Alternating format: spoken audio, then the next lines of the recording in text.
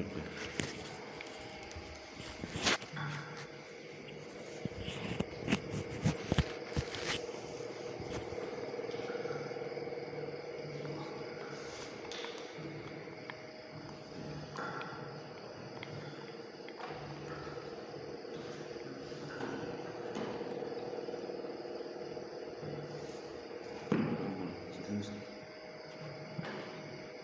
Enggak dulu. Nutupin enggak?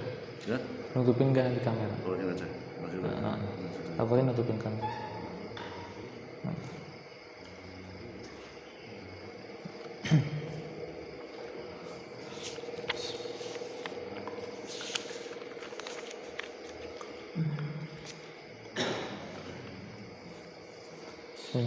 Assalamualaikum warahmatullahi wabarakatuh.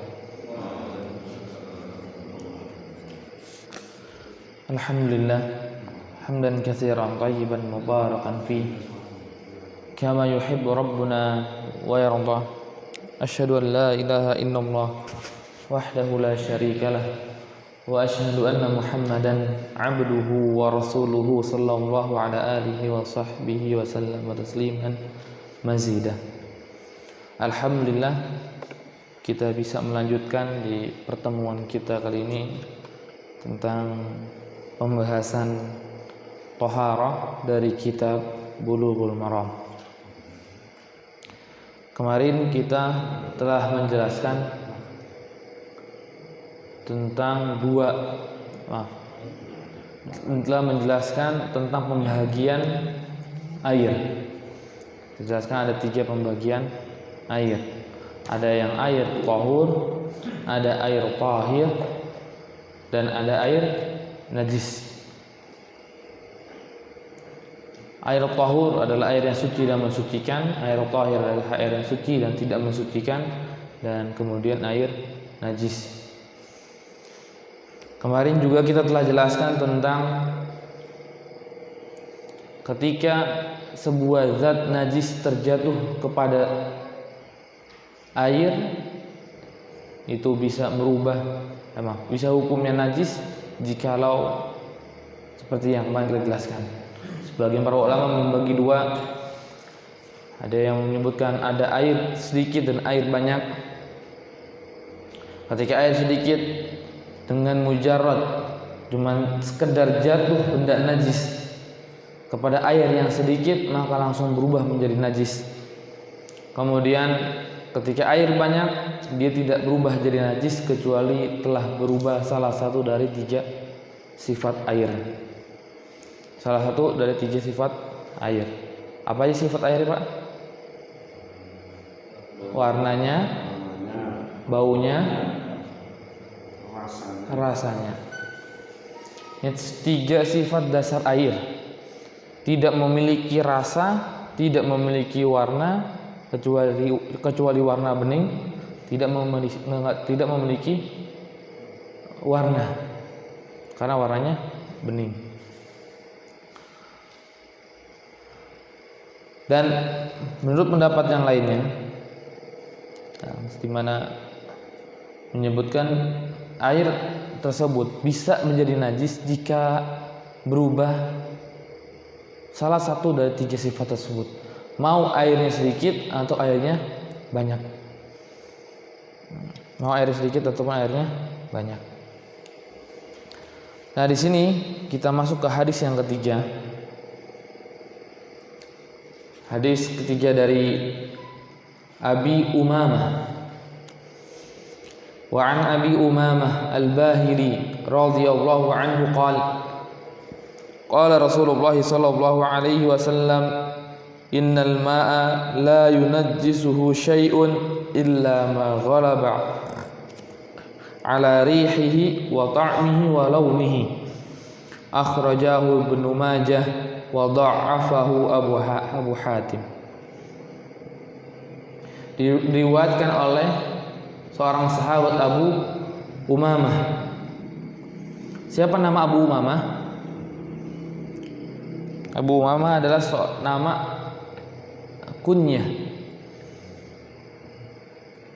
Dari sini misalkan saya Abu Qudamah. Nama asli saya baru Muhammad Fikri. Siapa Abu Umamah nama aslinya? Nama aslinya disebutkan oleh Ibnu Abdul Bar, sepakat para ulama tidak ada perbedaan dari namanya Abu Umamah, yaitu Sudi Ibnu Ajlan. Sudi atau Sudai Ibnu Ajlan. Sudai Ibnu Ajlan. Jadi Abu Umamah. Kalau Abu Hurairah siapa namanya?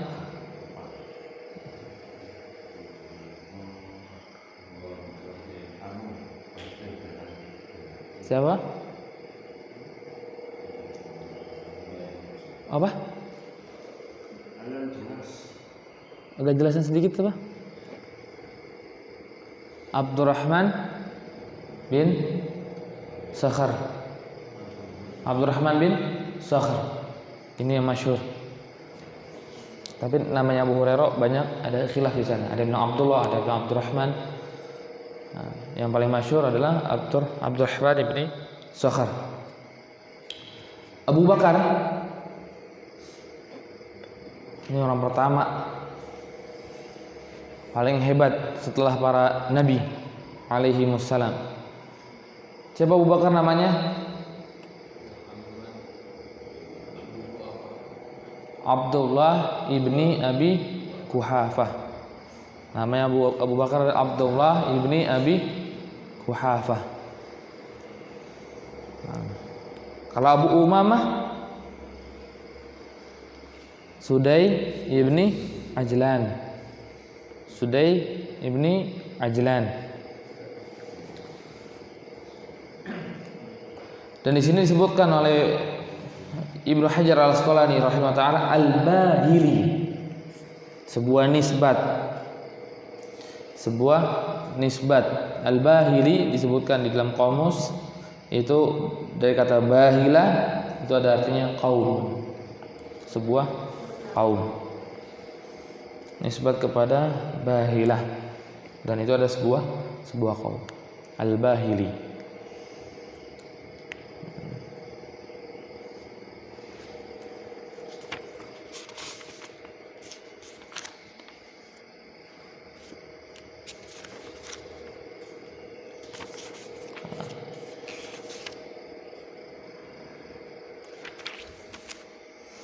Nah, kemudian hadis ini berbunyi Rasulullah sallallahu alaihi wasallam bersabda, "Innal ma'a la yunajjisuhu syai'un."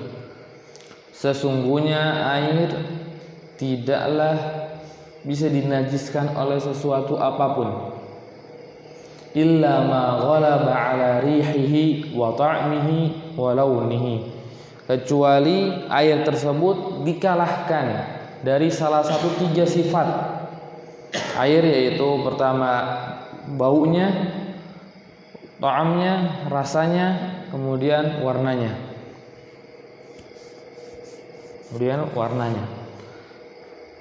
Kemudian mu'allif rahimahullah ta'ala menjelaskan akhrajahu Ibnu Majah. Akhrajahu Ibnu Majah.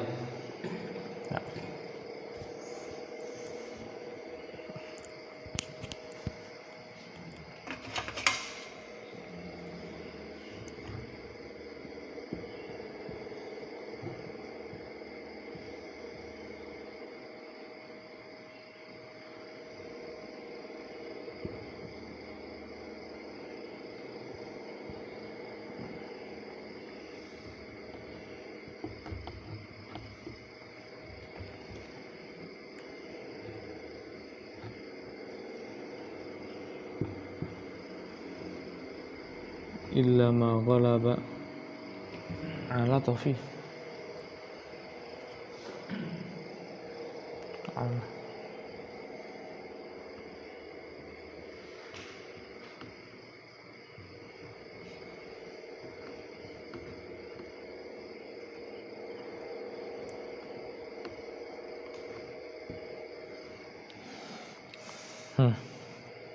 Innal ma, belum dititikin ya.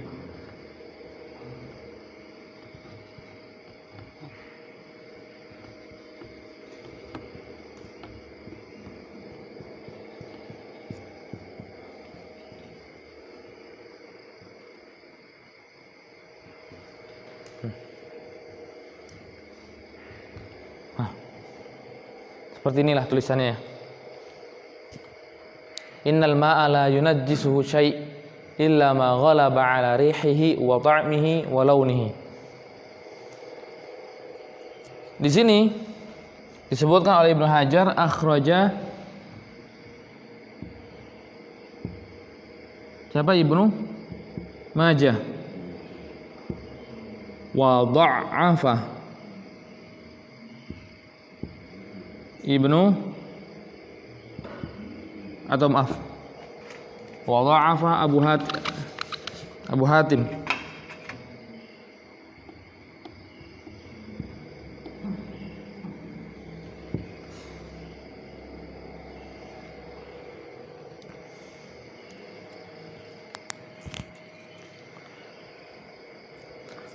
Ada yang ingat nggak?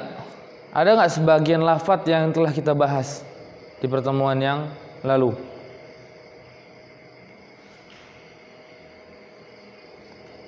Apakah ini baru kita bahas hari ini? Baru? Coba dibaca hadis kedua.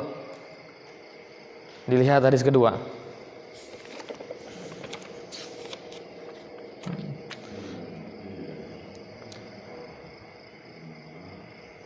Innal ma'a tahurun la yunajjisuhu syai'.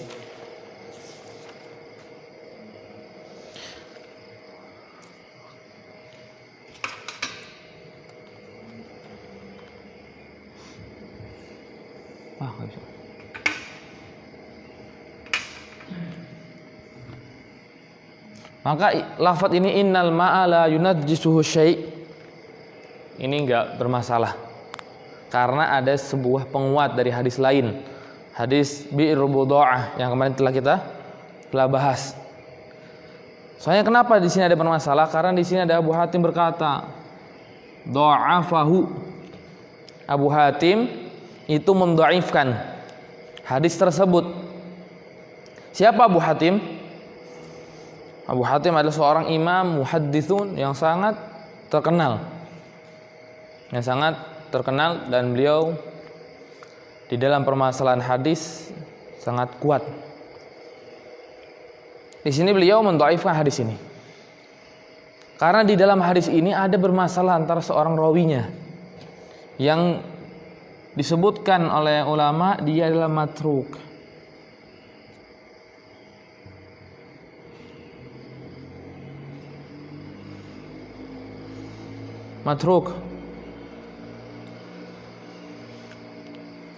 Juga para ulama matruk.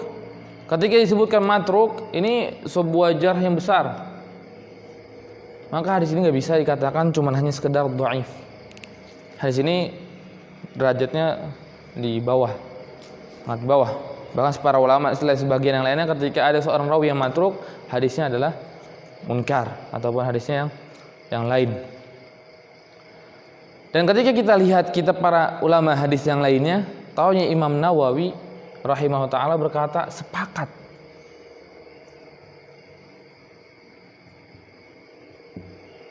para ulama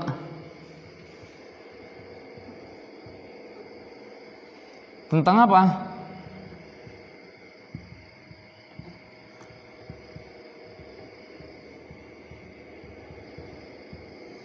Hadis tersebut.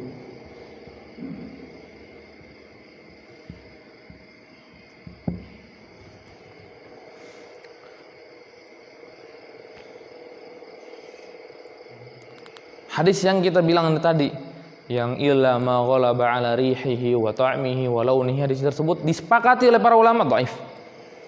Jadi bukan hanya sekedar Abu Hatim saja yang mendhaifkan hadis tersebut. Di sini dinukilkan ada 3 perkataan dari para ulama. Pertama Imam Darqutni, beliau berkata wala yathbutu hadzal hadis.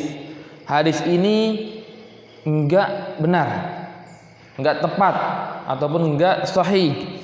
Wa qala Syafi'i ma qultu min man annahu idza taghayyara ta'mul ma'i aw rihuhu aw launuhu kana najisan yurwa 'anin nabi sallallahu alaihi wasallam min wajhin la yuthbitu ahlul hadis mislah. Imam Syafi'i berkata bahwa hadis yang meriwayatkan tentang ketika berubahnya air karena rih, bau, rasa dan juga warna itu diriwayatkan dari Nabi SAW dengan riwayat yang tidak sahih. Yang tidak sahih. Kemudian Imam Nawawi rahimahullah berkata, ittafaqul muhadditsun ala tad'ifihi. Dan muhadditsun sepakat atas kedhaifan hadis tersebut. Terus bagaimana?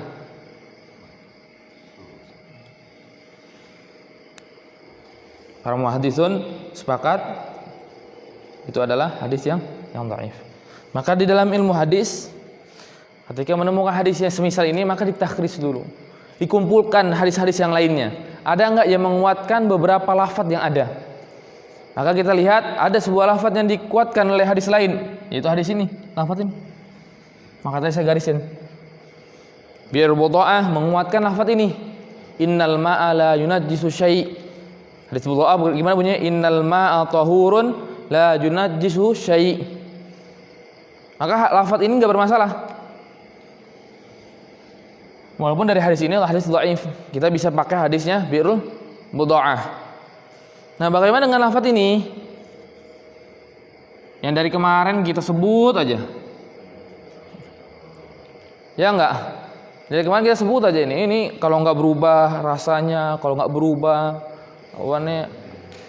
baunya, enggak berubah warnanya. Tapi sedangkan para ulama sepakat bahwa hadis tersebut dhaif.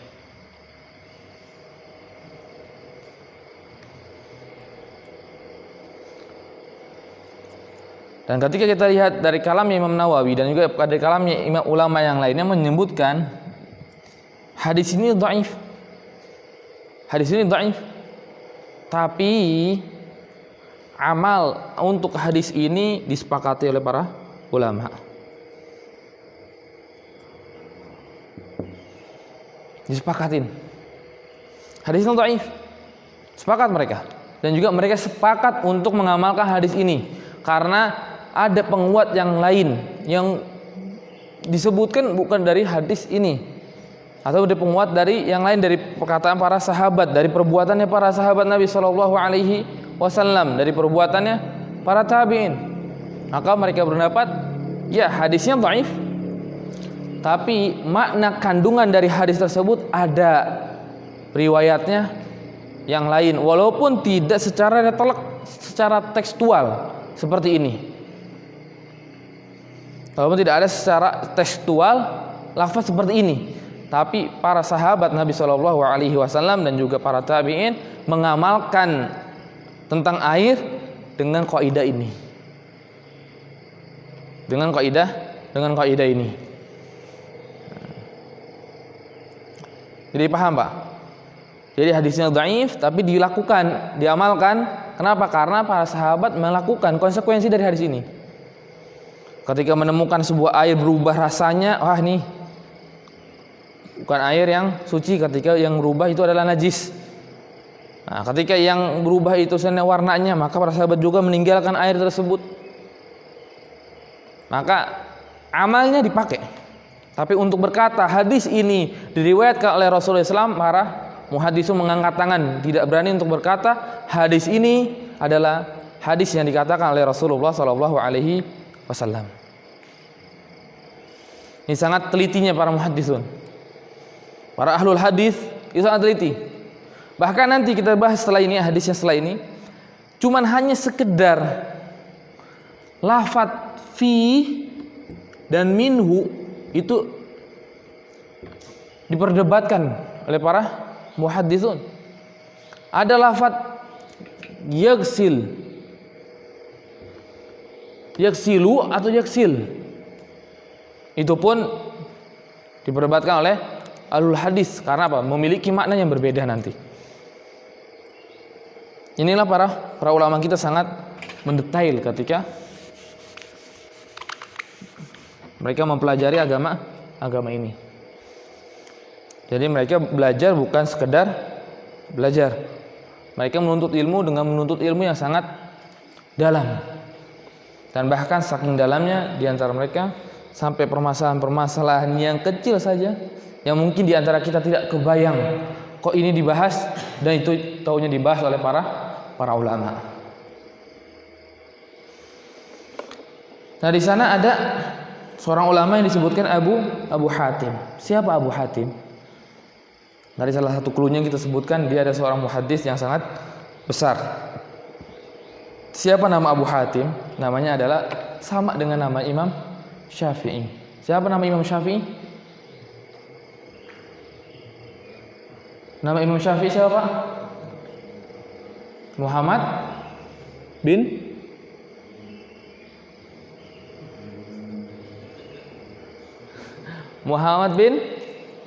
Idris. Muhammad bin Idris. Dan Abu Hatim namanya sama, Muhammad bin Idris, yang beda nama bapaknya yaitu Ibnul Munzir. Jadi namanya Abu Hatim Muhammad bin Idris bin Munzir. Dijuluki Abu Hatim.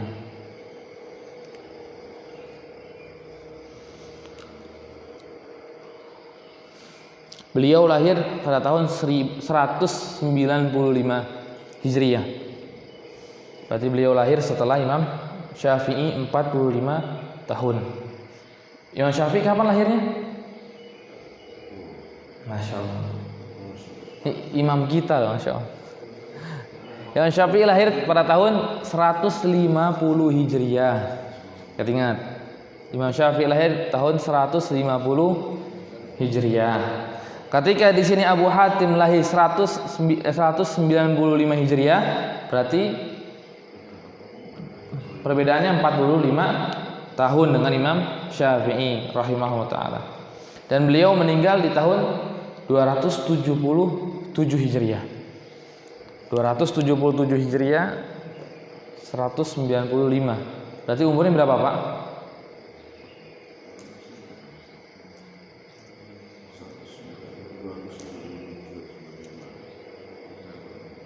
Berapa?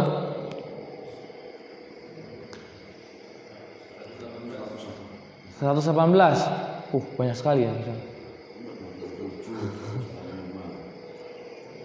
Umurnya 82. 77 tambah 5. 77 tambah 5 82.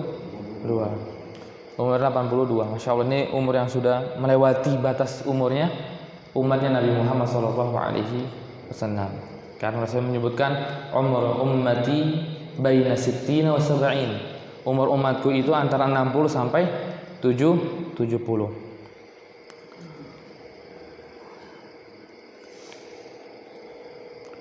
Kemudian di sana walil Baihaqi, dan dari Imam Baihaqi, al-ma'u tahirun la illa in taghayyara rihuhu aw ta'muhu aw launuhu binajasatin tahdutsu fihi. Dari riwayatnya Imam Baihaqi rahimahullah taala menjelaskan air yang tahir itu adalah air yang sesungguhnya air itu tahir kecuali dia berubah rihnya, baunya, kemudian rasanya, kemudian warnanya dengan sebuah najis yang merubahnya. Sebuah najis yang merubah air tersebut. Ini riwayat dari Baihaqi bentuknya, lafadznya demikian, berbeda dengan lafadznya yang disebutkan oleh Ibnu Majah.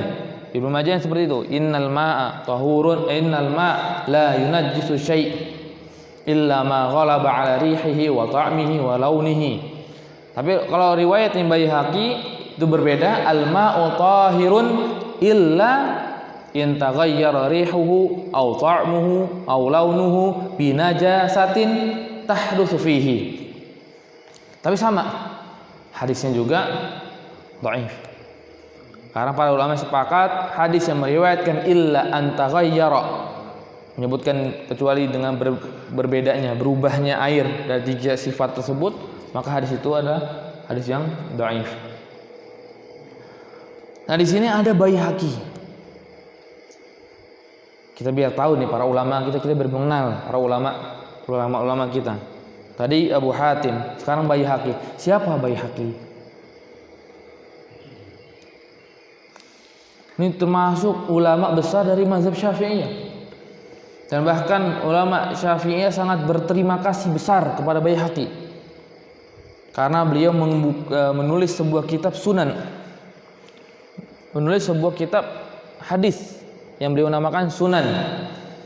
Dan kitab tersebut itu sangat membantu mazhab Syafi'i. Dan para ulama setelahnya sangat berterima kasih kepada Baihaqi. Siapakah nama Baihaqi? Namanya adalah Ahmad bin Al-Husain, Masya Allah.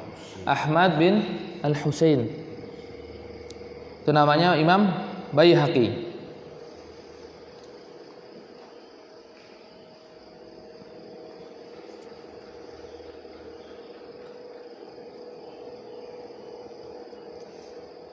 Dan beliau ini memiliki tulisan, kata Imam Zahabi, sampai mendekati 1000 jilid. Wah, Masya Allah. Satu jilid aja kita nggak ada ya. Ini Imam Baihaqi 1000 jilid. Masya Allah, tulisannya beliau rahimahullah ta'ala. Dan beliau dinisbatkan Baihaqi itu nisbat kepada daerahnya. Nah, nisbat kepada daerahnya Baihaq itu di sebuah kota yang bernama Naisabur. Maka Baihaqi itu sebuah nisbat kepada sebuah kota atau sebuah desa yang bernama Baihaq yang ada di sebuah kota Naisabur. Naisabur. Makanya disebutkan namanya Al-Baihaqi. Bisa juga nanti di sini kita dinisbatkan ke Jonggol, bisa Jonggoli nanti ya. Fulan Al-Jonggoli.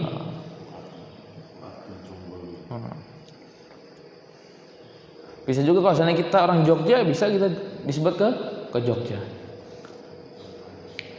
Dan kita kalau seandainya orang Jogja kemudian tinggal di Jonggol, kemudian kita boleh ngomong Al-Jonggoli jika sudah lewat 4 tahun sebagaimana yang disyaratkan oleh Imam Ibnu Hajar Al-Asqalani rahimahullah.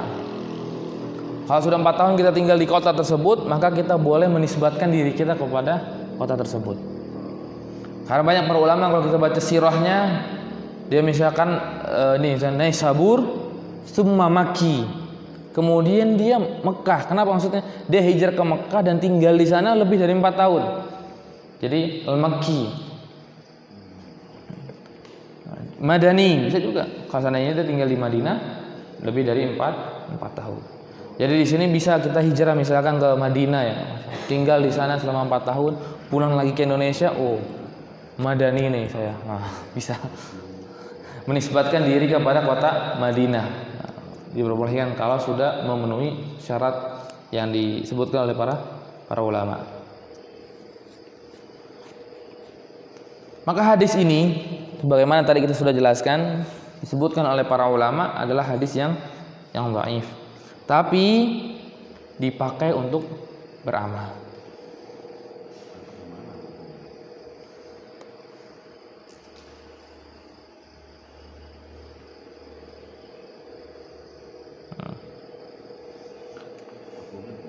Nah, di sini ada sebuah perkataan dari Ibnu Munzir yang sangat indah. Qala Ibnu Munzir ajma'al ulama'u 'ala anna al-ma'al qalila wal katsira idza waqa'at fihi najasatun faghayyarat lahu ta'man aw launan aw rihan fahuwa najisun. Sepakat para ulama tidak ada perbedaan di antara mereka ketika air sedikit ataupun air banyak terjatuh kepadanya sebuah benda najis dan kemudian benda najis tersebut merubah salah satu dari 3 sifat tersebut, dia adalah air najis. Sepakat para ulama, fal ijma'u huwa dalilu ala najasatin ma taghayyara ahadu awsafihi la hadhihi ziyadah. Maka disebutkan oleh Ibnu Munzir bahwa dalil kita itu adalah ijma'nya para ulama. Ijma'nya para ulama beramal dengan lafaz tersebut. Beramal dengan lafaz tersebut. Bahkan di sini sebutkan la hadhihi ziyadah, bukan karena ziyadah hadis ini. Yang illa ma ghalaba ala rihihi aw ta'mihi aw launihi. Kenapa? Karena ziyadah yang itu adalah sepakat para ulama dhaif. Sedangkan hadis dhaif tidak boleh dipakai di dalam agama kita, apalagi permasalahan ibadah. Permasalahan ibadah hadis dhaif tidak bisa dipakai. Maka di sini para ulama berkata, ya kita melakukan hal tersebut bukan karena ziyadah dalam hadis tersebut, tapi karena kesepakatannya para ulama beramal dengan apa yang dikandung dari ziyadah tersebut, tambahan tersebut. Paham insyaallah Pak ya di sini? Kan kalau misalkan kita mengacu kepada hadis ini ya, ini dikatakan dhaif. Sedangkan dia menyebutkan di situ qala Rasulullah. Dan saya pernah baca juga kalau nggak salah ada hadis yang mengatakan kalau bukan perkataanku maka amalan itu tolak. Ini gimana dengan adanya itu? Atau bisa dikatakan kalau misalkan amal apa seperti apakah tergolong dengan amalan bid'ah atau gimana? Ya, soal nanti dijawab di sesi tanya jawab Pak ya. Jadi insyaallah paham ya di sini. Nanti ingatkan Pak ketika itu ditanya jawab.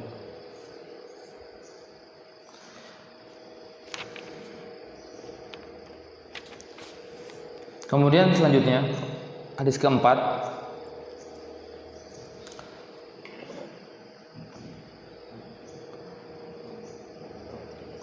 dari An Abdullah bin Umar radhiyallahu anhuma qala Rasulullah sallallahu alaihi wasallam idza kana al-ma'u qullataini lam yahmil al-khabath wa fi lafdhin lam yanjus aw akhrajahu al-arba' wal hakim wa ibn hibban wa sahahahu ibn khuzaimah. Di sini Abdullah bin Umar radhiyallahu anhuma meriwayatkan hadis ini dengan lafaz idza kana al-ma'u qullataini lam yahmil al-khabath.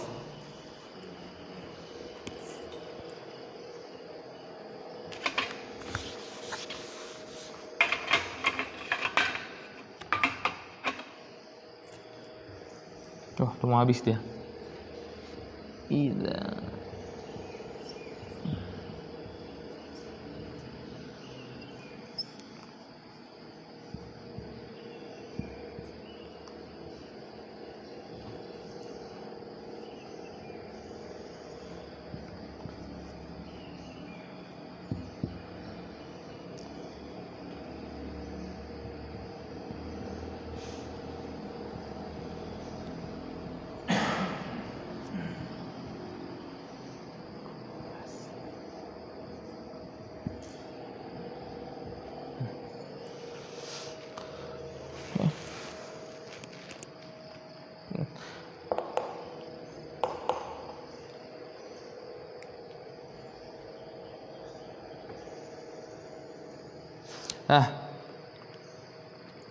hadis ini idza kana al-ma'u qullataini lam yahmilul khabath. Dan hadis ini pun dinilai menurut sebagian ulama seperti Hanafiyah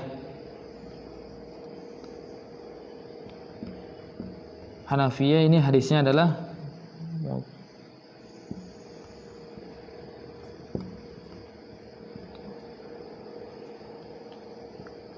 muttarib. Hadisnya muttarib. Maksudnya apa hadisnya muttarib? Hadisnya ini dhaif. Intinya mah dhaif lah, biar gampang ya. Kalau kita bahas muttarib nanti bingung lagi. Apa itu muttarib? Hadisnya muttarib.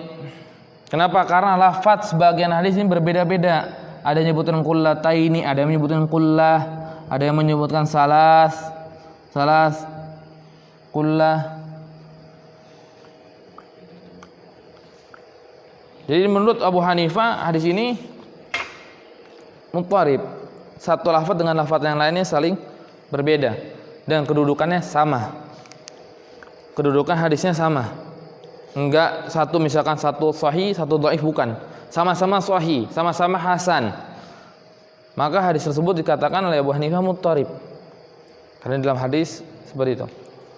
Kemudian maka ketika itu Abu Hanifah tidak memakai hadis ini. Karena kita tahu kan dari pendapat yang menyebutkan membagi air yang qalil dengan katsir itu adalah ulama Ahnaf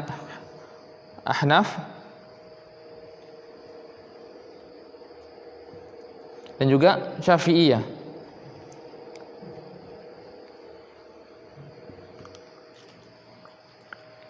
Tapi mereka berbeda. Ahnaf menyebut hadis ini hadis yang muttarib, hadis dhaif, ketika Syafi'iyah menyebutkan hadis ini hadis yang bisa dipakai. Hadis yang bisa dipakai. Maka batasan katsir menurut ulama Syafi'iyah ini adalah 2 qullah. Dan ini juga dipakai oleh Imam Ahmad bin Hanbal. 2 qullah. 2 qullah kemarin kita sudah sebutkan sekitar, kalau kita konversikan di liter kita itu 193 liter. Nah, maka bagi ulama Ahnaf, karena menurut beliau ini adalah hadis yang dhaif, maka beliau memakai hadis yang menyebut katsir, air yang banyak, itu seperti kemarin ditepuk satu sisi, maka sisi yang lainnya tidak bergerak. Itulah air yang banyak. Karena ada sebuah perbedaan di antara ulama permasalahan hadis. Jadi kita harus paham, para ulama ketika berbeda itu bukan di atas hawa nafsu. Mereka berbeda karena berbeda memandang sebuah hadis. Hadis ini sahihkah? Hadis ini dhaifkah?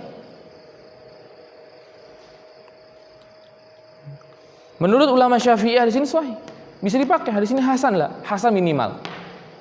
Tapi untuk ulama Ahnaf hadis ini enggak. Karena beda sisi pandang di antara mereka ulama. Maka kita ketika permasalahan kayak gini kita harus bisa toleransi.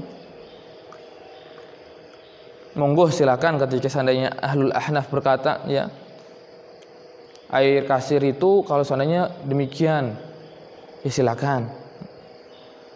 Ketika kita ada yang Syafi'iyah, oh harus 193 liter. Ya silakan. Enggak boleh kita menyebabkan kita karena permasalahan ini menjadikan kita bermusuhan di antara sesama kaum muslimin. Karena mereka dua-duanya memiliki dalil yang kuat untuk menghukumi hadis ini. Ini permisalan ya. Dan begitu juga nanti di hadis lain. Karena banyak dari para ulama mereka berselisih karena permasalahan hadis tersebut. Permasalahan hadis tersebut sahihkah ataupun hasan ataupun dhaif. Maka pentingnya kita belajar ilmu hadis supaya kita tahu, oh hadis ini sahih. Kenapa sahih? Karena begini dan begini dan begini. Hadis ini dhaif, kenapa? Karena begini dan begini dan begini. Karena hadislah jadi sebuah landasan hukum kita. Karena banyak hukum-hukum yang tidak diriwayatkan melalui hadis dan melalui Al-Qur'anul Karim. Penjelasan demikian enggak ada. Al-Qur'an cuma bilang anzalallahu ma'an tahuran. So cuma menjelaskan Allah Subhanahu wa taala menurunkan air dari langit secara tahur. Tapi untuk penjelasan demikian tidak ada, kecuali ada di hadis Nabi Shallallahu Alaihi Wasallam. Maka pentingnya belajar ilmu hadis. Di sini ada sahabat bernama Abdullah bin Umar. Abdullah bin Umar ini adalah seorang anak dari Umar bin Khattab radhiyallahu anhu. Abdullah bin Umar walaupun masih muda, karena beliau ketika hijrah ke Madinah beliau baru berumur 10 tahun. Walaupun umurnya masih muda, tapi beliau memiliki kecerdasan yang sangat besar. Pernah Rasulullah SAW berkumpul dengan para sahabat yang lainnya. Ada di sana Abu Bakar, Umar, sahabat-sahabat lainnya yang senior. Ketika itu Rasulullah SAW menanyakan sebuah pertanyaan kepada para sahabat, wahai para sahabat, tahukah engkau permisalan seorang mukmin dengan sebuah pohon. Pohon apa itu? Maka ketika itu Abu Bakar As-Siddiq radhiyallahu anhu, Umar radhiyallahu anhu terdiam, dan para sahabat yang senior terdiam. Dan berkata Abdullah bin Umar di dalam dirinya, sungguh aku ingin berkata pohon tersebut adalah pohon nakhlah, pohon kurma. Maka ketika tidak ada yang menjawab, Rasulullah menjawabkan itu adalah pohon kurma. Permisalan kaum mukminin, permisalan seorang mukmin itu seperti pohon kurma yang walaupun digoyang bagaimanapun tidak akan pernah jatuh kurmanya. Digoyang bagaimanapun tidak akan jatuh pelepahnya. Karena saking kokohnya pohon kurma tersebut. Kalau kita pengen ngambil kurma, kita harus naik ke atas. Nggak bisa kita goyang-goyang. Pengen mengambil pelepahnya, naik ke atas, potong dulu. Nah, seorang mukmin dipermisalkan oleh Rasulullah SAW seperti pohon kurma yang akan tegar dalam kesehariannya mereka, di dalam ibadahnya, di dalam syariatnya, ataupun dalam hal-hal yang lainnya. Maka ketika selesai majelis tersebut, Abdullah bin Umar berkata kepada Umar bin Khattab, kepada ayahnya, bahwa aku ingin sebetulnya menjawab pohon kurma, tapi karena di sana ada engkau dan ada Abu Bakar As-Siddiq dan engkau berdua diam, maka aku enggan untuk berbicara. Aku enggan untuk berbicara. Ini menunjukkan kecerdasan Abdullah bin Umar. Dan kalau kita lihat juga bahwa Abdullah bin Umar ini seorang yang sangat ahli, sangat cerdas, dan jadi guru besar di kota Madinah setelah wafatnya Rasulullah SAW nanti. Jadi guru besar di kota Madinah. Ketika di kota Madinah, siapa gurunya? Setelah Zaid bin Thabit, itu adalah Abdullah bin Umar radhiyallahu anhu. Kemudian di sana juga menyebutkan Al-Hakim. Ya, ulama Al-Hakim. Al-Hakim adalah Abu Abdullah Muhammad ibni Abdullah An-Naisaburi. Muhammad ibni Abdullah. Hakim namanya Muhammad ibni Abdullah. Dan dia juga dari Naisabur, sama dengan mirip dengan siapa tadi sebelumnya? Baihaqi, yang gimana kotaknya tersebut dekat dengan kotaknya Naisabur. Dan beliau ini hidupnya lebih belakangan daripada Abu Hatim, karena beliau hidupnya di tahun 321 Hijriah. Berarti 44 tahun setelah wafatnya siapa? Imam Abu Hatim. Al-Hakim baru lahir. Dan beliau adalah seorang ulama yang sangat besar, dan beliau bertolabul ilmi di beberapa kota, dan terkenallah beliau dengan namanya Al-Hakim. Al-Hakim bukan namanya, tapi sebuah gelar yang diberikan kepada beliau.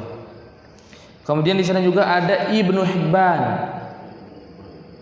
Ibnu Hibban, siapa Ibnu Hibban? Ibnu Hibban adalah Abu Hatim Al-Busti. Kita bedakan nanti nih. Ibnu Hibban ini berbeda dengan Abu Hatim, tapi kunyahnya sama. Para ulama membedakan antara kunyahnya dia dengan kunyahnya Abu Hatim adalah pakai Al-Busti. Ibnu Hibban adalah Abu Hatim Al-Busti. Sering kita para ulama menyebut Abu Hatim. Qala Abu Hatim Al-Busti. Maksudnya Ibnu Hibban. Ibnu Hibban juga sama, seorang ulama yang besar dan memiliki kitab Sahih yang beliau karang, dan juga beliau bernama Muhammad ibni Hibban. Muhammad ibni Hibban. Lihat, para ulama namanya Muhammad semua. Ibnu Hibban Muhammad, Al-Hakim Muhammad, Abu Hatim Muhammad, Bukhari Muhammad, terus Syafi'i Muhammad. Semuanya bernama Muhammad. Masya Allah. Ini karena sebuah nama yang sangat mulia. karena telah dijuluki telah dinamai namanya Rasulullah sallallahu alaihi wasallam. Wa sahahahu Ibnu Khuzaimah, dan disahihkan oleh Ibnu Khuzaimah rahimahullah taala. Di sini idza kana al-ma'u qullataini lam yahmil khabath. Di lafaz lain menyebutkan lam yanjus. Alhamdulillah. Ketika air sudah mencapai 2 qullah lebih, lam yahmil khabath. Dia enggak dibawa, enggak bisa menjadi najis. Enggak bisa jadi najis bergampangnya. Maka dari hadis ini ada 2 pemahaman para ulama. Hadis sama tapi pemahaman beda, dan pemahaman dibetulkan, istidlalnya dibetulkan. Maka kita harus toleransi. Tapi ketika ada 2 pemahaman para ulama, pemahaman dan salah satu pemahamannya disalahkan oleh para ulama karena tidak sesuai dengan qawaidnya syariat, maka kita tolak pemahaman tersebut. Tapi dua-duanya diperbolehkan, dua-duanya dibenarkan oleh para ulama pemahaman tersebut. Seperti apa? Di sini ulama Syafi'iyah berpemahaman ketika air 2 qullah dia menjadi tidak najis kalau terjatuh dengan benda najis kecuali berubah. Berarti Pak mafhum mukhalafah. Pemahaman sebaliknya, di bawah 2 qullah langsung najis. Maka kemarin kita telah jelaskan ya, Syafi'iyah dan juga Ahnaf dan sebagian riwayat dari Imam Ahmad bin Hanbal, ketika air tersebut terjatuh benda najis langsung najis. Kenapa? Karena hadis ini. Karena pemahaman kebalikan dari apa yang dikatakan oleh Rasulullah SAW. Rasulullah berkata 2 qullah itu tidak akan najis kecuali berubah. Maka kebalikannya, di bawah 2 qullah maka dia langsung najis. Dan menurut sebagian para ulama yang lainnya tidak bisa begitu. Tidak bisa begitu karena mafhum mukhalafah tidak bisa mengalahkan mantuqul hadis. Tidak bisa mengalahkan konteks hadis. Konteks hadis mana? Hadis yang lain. Yang sudah dijelaskan innal ma' tahurun la yunajjisu syai'. Maka konteks mafhum mukhalafah kebalikan, yang kalau seandainya di bawah 2 qullah dia najis, langsung najis ketika terjatuh benda najis. Maka hal ini nggak bisa dipakai karena ada hadis lain yang sangat jelas menjelaskan air itu tidak akan najis kecuali berubah. Maka di sana ada 2 pendapat ulama yang besar. Pertama, ketika air sedikit tertumpah, terjatuh benda najis, ada yang berkata najis. Dan juga ada yang berpendapat ketika tertumpah air, tertumpah zat najis kepada air sedikit nggak berubah, nggak jadi najis kecuali dia berubah. Dan inilah yang lebih rajih ataupun lebih mendekatkan kebenaran menurut kita. Tunggu berubah. Kalau tidak langsung tunggu berubah, maka banyak air yang kita buang. Karena melazimkan ketika kita pipis nggak benar, jatuh setetes ke ember, maka harus dibuang. Toren yang punya ini oren sampai 193 liter sampai. Kalau seandainya tidak sampai, misalkan ada sebuah wadah yang besar tapi tidak sampai 193 liter, tertumpah 1 tetes saja benda najis, bisa pipis kita 1 tetes saja, maka berubah jadi najis. Air tersebut harus dibuang. Maka yang lebih mendekatkan kebenaran itu adalah harus berubah karena dalil yang digunakan oleh ulama tersebut kurang kuat karena mafhum mukhalafah tidak bisa mengalahkan mantuq.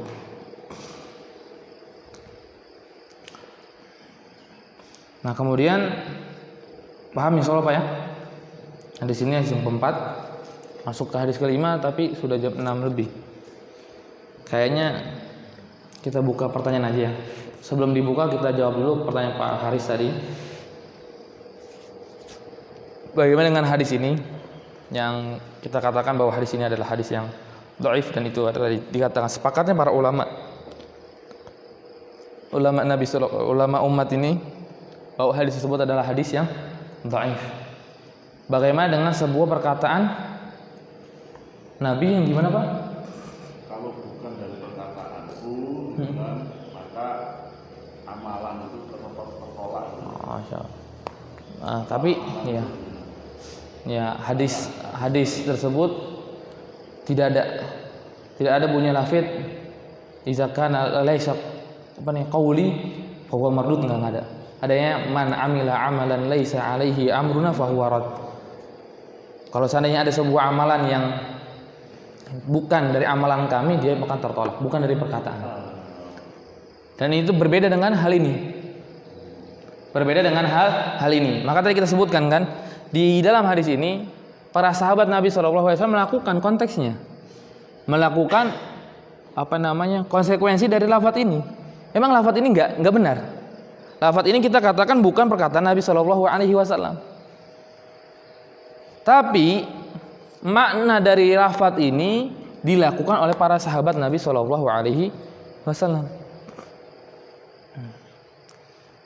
Karena untuk berkata ini hadis Nabi itu sangat berat. Kita berkata, oh ini qala Rasulullah SAW kaza, itu sangat berat. Sangat berat. Karena apa? Kalau seandainya kita salah, akan kena nanti sebuah ancaman dari Rasulullah, man kadzaba alayya muta'ammidan falyatabawa maq'adahu minan nar. Barang siapa yang berdusta atas namaku, maka dia telah mengambil sebuah kapling di api neraka. Maka untuk berkata hal ini adalah hadis Nabi SAW itu sangat berat. Dan apalagi ketika kita baca, tahunya sepakat para ulama hadis ini dhaif udah. Nggak bisa lagi kita nisbatkan ini perkataan ini adalah perkataan Rasulullah Shallallahu Alaihi Wasallam untuk perkataan, untuk lafadz. Tapi untuk mengamalkan, kita lihat bagaimana. Maka kita lihat, tahunya para sahabat Nabi Shallallahu Alaihi Wasallam mengamalkan lafadz ini. Maka hal tersebut bukanlah bid'ah. Sama nanti kita banyakkan hadis palsu. Bahkan hadis palsu bukan hadis dhaif lagi.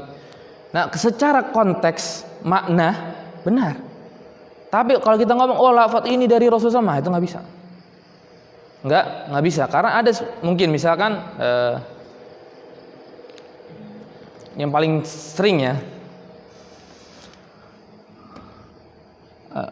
sini aja mungkin ya, kebersihan bagian dari keimanan.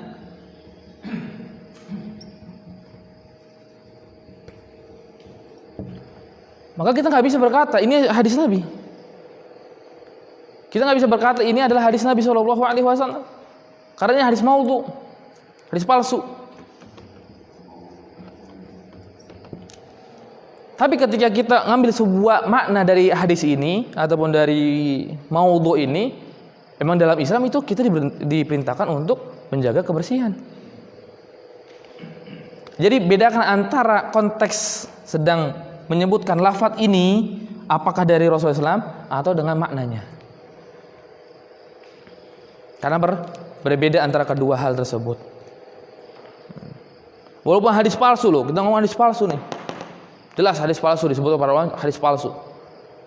Tapi apakah kita katakan ini hadis palsu berarti kita nggak perlu jaga kebersihan? Apakah ada seperti itu? Kan nggak ada. Dan nggak ada para Nabi SAW adalah orang yang paling bersih. Tapi untuk berkata ini adalah perkataan Rasul, kita nggak bisa. Kita nggak bisa karena hadis ini adalah hadis yang palsu, bukanlah perkataan Rasulullah Shallallahu Alaihi Wasallam. Maka pentingnya kita belajar ilmu hadis supaya kita bisa lebih beradab dengan Rasulullah SAW. Ini perkataannya bukan. Karena seringnya anak pribadi ketika masuk di beberapa grup, mudah sekali orang berkata ini Rasul pernah bersabda demikian. Dari mana Anda bisa berkata bahwa Rasul berkata demikian? Dari kitab mana? Maka kalau seandainya kita mau lihat jumlah hadis yang palsu dengan hadis yang sahih, jauh jumlah hadis palsu lebih banyak daripada hadis yang sahih. Misalkan kita anggap hadis sahih itu 4.000. Maka hadis palsu itu jumlahnya 12.000. 3 kali lebih banyak daripada hadis yang sahih. Nah, yang sangat bermasalah ketika hadis palsu tersebut sudah palsu dan bertentangan dengan hadis sahih. Nah, itu sangat parah sekali. Maknanya pun nggak bisa kita ambil. Memang hadis palsu harusnya kita sudah berhenti, ini palsu, sudah cukup. Ini palsu. Banyak hadis palsu seperti menjelaskan keutamaan orang Ajam, orang Persia. Ada hadis palsu menjelaskan keutamaan orang Persia di atas orang Arab misalkan, ataupun di atas orang manusia lain. Ada hadis palsu. Bahkan menyebutkan bahasa Persia jauh lebih baik daripada bahasa Arab. Ada. Karena ingin menjelaskan bahwa sukunya, negaranya, ataupun daerahnya itu lebih baik. Itu banyak. Itu banyak. Maka ketika kita mendapatkan hadis itu nggak bisa kita pakai. Makanya intinya ketika kita menemukan sebuah hadis palsu, kita berhenti. Udah. Hadis dhaif saja kita berhenti, apalagi hadis itu palsu. Karena masih banyak hadis sahih yang bisa kita bahas. Nggak perlu kita sebutkan hadis ini, tapi kan ada hadis yang lainnya yang menyebutkan al-tuhur wa syatrul iman. Tuhur itu adalah setengahnya iman, ataupun dimaknakan para ulama wudu adalah setengahnya sholat, bersuci adalah setengahnya sholat. Kita pakai hadis-hadis yang sahih daripada hadis yang dhaif. Kemudian ada lagi yang ingin ditanyakan? Ya, Pak.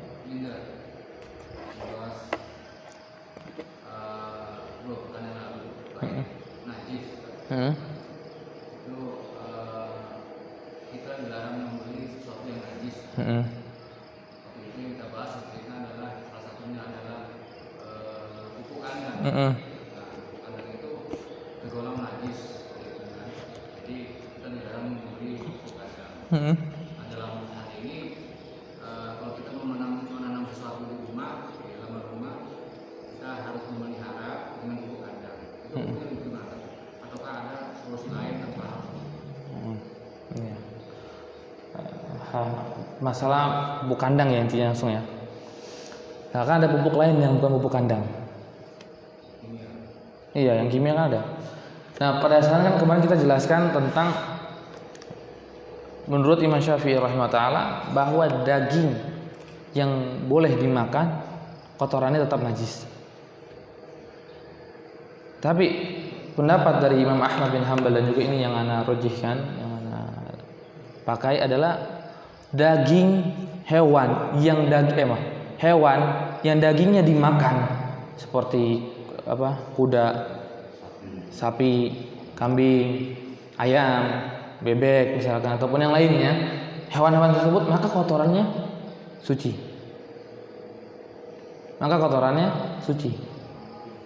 Maka ketika kita bilang kotorannya suci berarti bisa dibeli. Gitu. Nah, kalau kesananya kita memang benar-benar bermadzhab Syafi'iyah dan juga mau menerapkan, maka kita nggak boleh beli pupuk kandang. Kita nggak boleh beli pupuk kandang. Maka ya kita beli pupuk yang lainnya. Demikian. Masih ada lagi yang ganjal, Pak? Karena ini hukum tersebut dibangun atas dasar tadi, kotoran tersebut najis atau enggak. Kotoran tersebut najis atau enggak. Nah, ketika najis nggak boleh dijual belikan. Karena di Syafi'iyah nggak boleh menjual belikan benda yang najis. Nggak boleh kita menjual belikan benda yang najis. Maka kita beli yang lain. Kecuali kita sendiri punya kotorannya, misalkan ya kita miara kambing ya, kambing banyak ada kotorannya, kita nggak beli kan. Nah, mungkin di sana diperbolehkan. Karena kita nggak beli kotoran tersebut. Maka kalau mau aman ya tadi peternak dan juga berkebun. Menggunakannya boleh tanpa harus beli. Ya ketika udah tumbuhnya ya kita sucikan, kita bersihkan.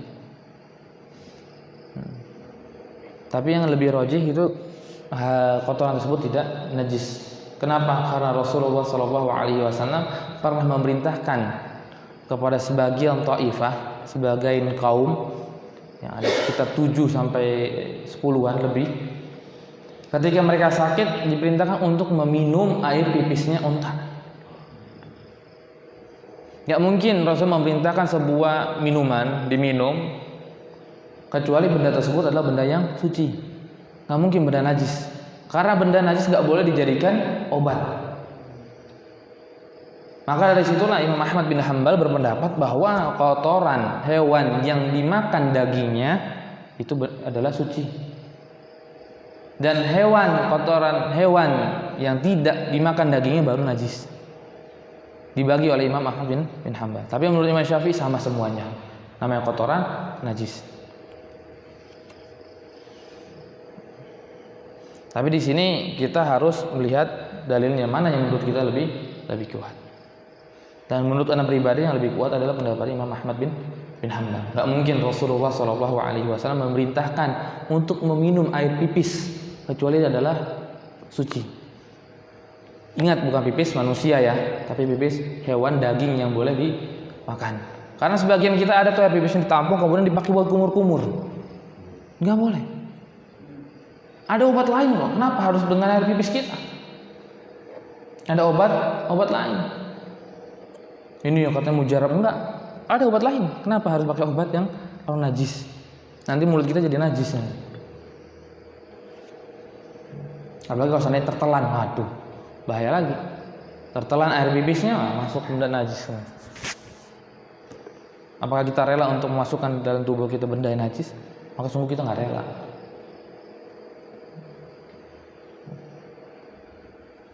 Kemudian ada lagi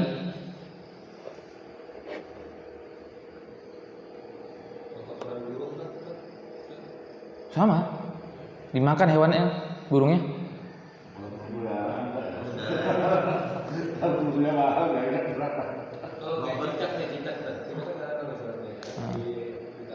Nah ini baru pembahasannya. Sebagian ulama itu najis, tapi sebuah najis yang nggak bisa ditinggalkan.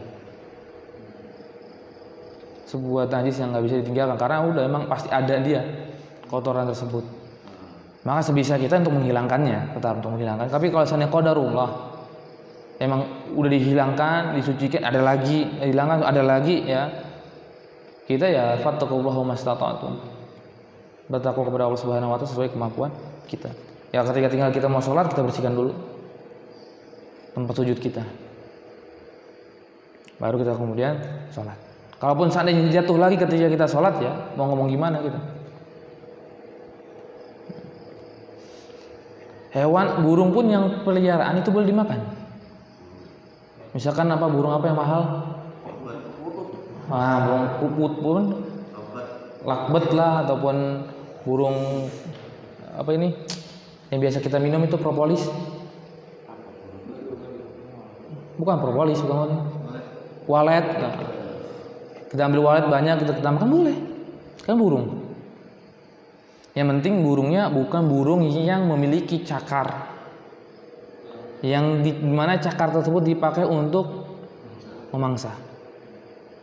Kullu dzinabin minat tayri kullu dzin makhlabin minat tayri fahuwa haram. Setiap burung yang ada cakarnya yang dimana cakar tersebut dipakai untuk memangsa, maka dia haram. Berarti apa? Burung elang nggak boleh kita makan. Saya pengen makan daging burung elang, nggak boleh. Karena elang itu adalah hewan yang haram dimakan dagingnya. Karena dia memiliki cakar dan cakarnya dipakai untuk memangsa. Maka burung selain itu yang walaupun memiliki cakar ya memiliki cakar, tapi kalau tidak dipakai untuk memangsa maka burung tersebut halal. Seperti burung apa? Dijelaskan oleh para ulama ini seperti burung babago, burung beo. Kamu punya kan tadi? Lumayan panjang kan? Ini punya cakar dia. Tapi ketika cakar tersebut nggak dipakai untuk memangsa, dia malah bahkan makan buah ya. Di sana dibahas oleh para ulama. Dan tapi kenapa harus makan burung itu gitu? Misalnya ada burung yang lain kan, yang lebih murah. Sayang burung beo dimakan.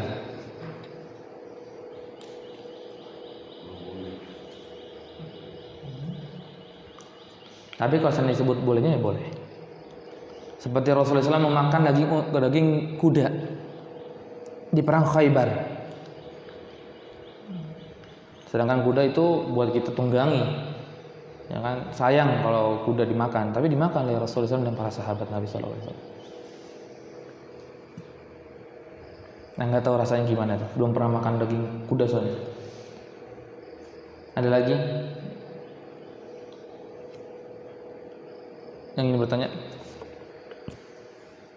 Kalau nggak ada kita tutup. Insya Allah kita akan bahas di pertemuan yang akan datang hadis kelima, hadis tentang mandi ataupun pipis di air yang tergenang. Bagaimana hukumnya? Apa hukum tersebut? Ini ada netizen yang tanya ini. Wah, netizen. Ini oleh Syafadillah dari Bintang ya. Assalamualaikum, izin bertanya. Najis yang disebabkan kotoran hewan itu hanya berlaku untuk beribadah sajakah? Terus cara bersuci dari najis kotoran hewannya gimana? Iya. Najis ya ketika kita kena baju kita atau kena tubuh kita, kena hal yang lainnya ya di sana nggak boleh kita sholat. Harus kita ganti dulu, kita bersihkan dulu, harus kita sucikan dulu. Kalau ketika untuk berkaitan dengan sholat, untuk berkaitan dengan hal yang lainnya, maka di tubuh kita ada daerah yang kena najis. Kita lagi nggak sholat nih misalkan, tapi terkena di tangan kita, misalnya kotoran tersebut, ya najis di tangan kita. Ada zat yang najis, harus kita sucikan. Masa kita mau berdiam diri dengan najis? Maka kita sucikan. Sucikannya dengan air. Kita cuci dengan air. Ketika sudah hilang zat najisnya, misalnya kotoran tersebut sudah hilang, sudah bersih, maka sudah hilang najisnya. Sudah dia kembali lagi suci. Dan ketika dia lebih baiknya ya, di zaman sekarang mungkin tambah pakai sabun ya. Tapi pakai sabun setelah kita menghilangkan dulu najisnya. Hilangkan dulu serpihan kotoran yang ada di tangan kita. Misalnya tangan kita habis kena najis, kemudian kita hilangkan dulu, hilang semuanya, baru kita pakai sabun.